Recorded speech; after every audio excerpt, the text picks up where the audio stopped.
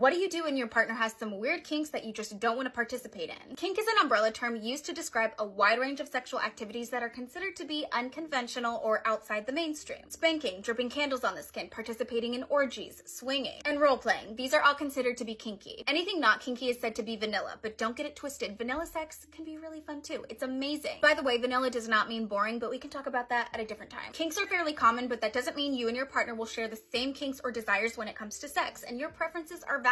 So what the fuck do you do when your partner has a kink but you don't? Or it's a kink you don't want to participate in? Well, the good news is you don't have to do anything you don't want to do. But let's go over some tips for navigating something like this from this article. Set aside some time to talk about this outside of the bedroom. Have a respectful conversation and strive for mutual understanding. Let them know gently, because sharing a sexual fantasy or kink can be vulnerable. Even if you find your partner's kink to be shocking or unpleasant, try to avoid shaming them or using negative language. Instead, keep the focus on yourself and your own needs. Communicate gently, but also firmly that it's not something you will be participating in.